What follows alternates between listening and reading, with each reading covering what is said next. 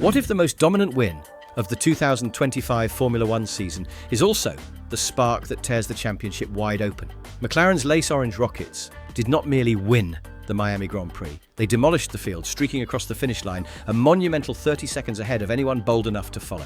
On a circuit where walls lurk inches from racing rubber, and the stopwatch usually separates heroes from hopefuls by thousandths, half a minute felt like a canyon carved into asphalt. Spectators erupted in delight, yet seasoned engineers felt a distinct spike of alarm. Dominance, they know, invites suspicion the way warm tarmac draws stray marbles of rubber. The confetti had barely settled when hushed conversations threaded through hospitality suites. Had the Papaya squad discovered an ingenious, possibly illegal, method for cooling rear tyres? Were those elegant brake drums concealing clever devices capable, or forbidden, enough to tilt an entire championship toward Woking? The stopwatch delivered undeniable proof of pace, but everyone sensed that the next confrontation would unfold not on asphalt, but in stewards' rooms, press conferences, and the feverish imaginations of rival aerodynamicists. That new contest was only moments away. A half-minute in Formula One is an eternity, and that eternity is precisely what Oscar Piastri gifted his rivals beneath the sweltering Florida sun. The young Australian launched from the grid like a stone from a sling, nailed the apex of the opening left-hander, and never offered the rest of the field even a fleeting look at his rear wing. Teammate Lando Norris tucked neatly into second, forming a Papaya 1-2 that stretched the elastic until it snapped. 30 seconds later, the other 19 drivers drifted over the line, blinking in disbelief. Such a margin borders on the implausible in the current era of performance convergence. Since the introduction of cost caps and ground effect chassis, victory gaps have shrunk each season, yet Miami produced a gulf large enough to swallow the midfield whole.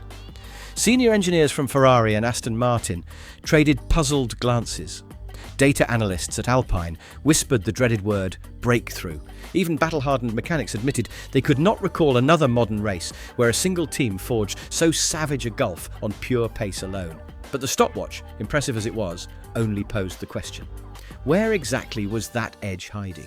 Long before the podium fireworks fizzled out, rumours in climate-controlled motorhomes sharpened into pointed accusations. Rival mechanics huddled around laptops, scrubbing broadcast replays in search of glowing brake discs that should have flickered scarlet under heavy load. A freelance photographer, brandishing a long-lens infrared camera, produced images showing frigid patches around the MCL-39's rear drums, while the car rocketed down the back straight. To trained eyes, those blue-tinted spots hinted at active cooling. Long before the podium fireworks fizzled out, rumours in climate-controlled motorhomes sharpened into pointed accusations.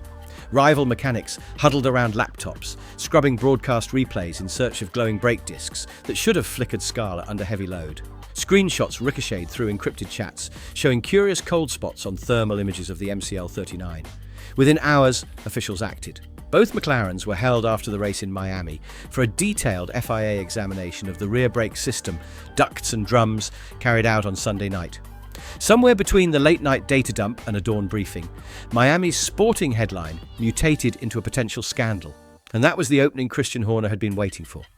Christian Horner is as deft at shaping narratives as he is at shaping airflow. The Red Bull team principal stepped in front of the microphones, wearing a practiced half-smile, and reminded reporters of a theory he aired the previous autumn in Austin. What if McLaren were injecting droplets of water through the valve during stops? A literal teaspoon at a critical moment could drop core temperature by a handful of degrees Celsius, extending tyre life just when rivals began to fade. Overnight, his technical staff stoked the embers, claiming their own infrared analysis supported the idea of a hidden cooling loop, perhaps a phase change compound packed inside the drum, perhaps an ingenious airflow channel sealed by porous carbon. Horner stopped short of labelling the concept illegal. Instead, he called for clarification, a word that in Formula One means prove you are not cheating. The phrasing was surgical, sparing Red Bull from outright defamation while planting doubt that germinated instantly across social media. Every slow-motion clip, every onboard camera, every cryptic radio message became circumstantial evidence awaiting reinterpretation. And that opened the door for McLaren's counterpunch. 48 restless hours later, the FIA released its preliminary findings and the paddock fell silent. The report ran many pages, but boiled down to 3 blunt lines. No concealed piping, no illegal fluid systems, no breach of Article 11. McLaren walked away with a spotless record, yet the verdict did not kill the story, it simply changed its direction. Zak Brown, McLaren's outspoken chief executive, met the cameras holding a water bottle brazenly labelled tyre water, pausing between answers to take theatrical sips. Social media devoured the image.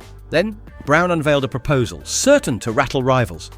Any team lodging an official protest should post a sizable bond, deducted from its cost cap allowance if allegations prove baseless. Put up or shut up, he declared. Opinions split instantly. Smaller outfits applauded a deterrent against expensive mind games. Bigger beasts bristled at constraints on political freedom. One certainty remained. Brown had dragged the discourse from technical intrigue to procedural reform. The political tide now needed a heavyweight voice to settle the surf. Formula One's political weather frequently follows Toto Wolff's barometer, and in Miami, the Austrian set his dial firmly to support. The Mercedes principal, veteran of countless dominance-era witch hunts, strode into the press pen and delivered a statement as direct as a front-straight blast. "They have simply done a better job," he pronounced, gesturing toward the orange-clad mechanics. Punishing innovation because it looks unfamiliar would be a mistake. The endorsement did more than buoy spirits in Woking. It isolated Red Bull precisely as the title fight intensified. Ferrari remained diplomatically neutral, Aston Martin hedged its bets, and Alpine focused on mending fragile gearboxes. With Mercedes effectively vouching for McLaren's integrity, Horner's accusations began to look less like due diligence and more like psychological warfare. Yet nobody who knows the Red Bull boss expected a retreat. Horner hinted that fresh technical questions would surface at the next Technical Advisory Committee meeting, ensuring McLaren's peace would last only until the next green flag session. Meanwhile, the engineering puzzle still awaited an answer. Strip away the drama, and a beguiling question remains. How does the MCL39 preserve its rear tyres without stepping a toenail outside the regulations? One credible theory dismisses hidden pumps entirely in favour of aerodynamic artistry. Insiders whisper that McLaren's wind tunnel programme, boosted by advances in computational fluid dynamics, found a vortex pathway that shepherds cool air through lattice-style rim vents across the brake assembly and out through the wheel wake. Such a solution uses nothing more exotic than sculpted carbon fibre and obsessive attention to surface finish. By bleeding heat away from the hub, McLaren lowers the thermal load transmitted into the tyre carcass. Pair that with suspension geometry, keeping the contact patch square to the asphalt under sudden weight transfer, and you have a car capable of sprinting lap after lap while rivals watch pressures soar. Its elegance is the point. No moving components, no additional coolant, no suspicious sensors.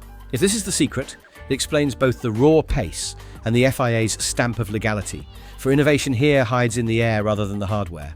It also explains why rivals, despite poring over thermal images, have yet to find a smoking gun part to copy or challenge. Brilliance always demands a price. Red Bull now stands at a crossroads. Option 1. Double down on protest, gambling reputation and millions if the FIA again rules McLaren compliant. Option 2. Swallow pride and chase performance, dedicating valuable wind tunnel hours to replicating papaya magic before the European triple header.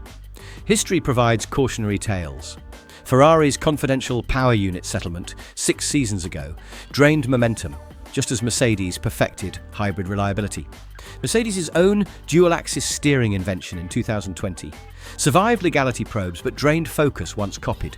McLaren, for its part, must guard against complacency. A dominant car can camouflage strategic errors, and Monaco's tight harbour streets are next, an arena where overtaking opportunities vanish faster than a tyre temperature graph cools. Should Red Bull close the gap on that twisting ribbon of asphalt, psychological tides can turn in a single qualifying lap. Meanwhile, the FIA faces its own riddle: tighten brake duct rules and risk strangling inventiveness. Or leave the book unchanged and brace for conspiracy every time someone finds daylight. In truth, the on-track struggle is now inseparable from paddock politics. Every upgrade, every whispered rumour, every press room barb will shape the narrative as the calendar barrels toward its European heartland. And that narrative could prove as decisive as raw horsepower.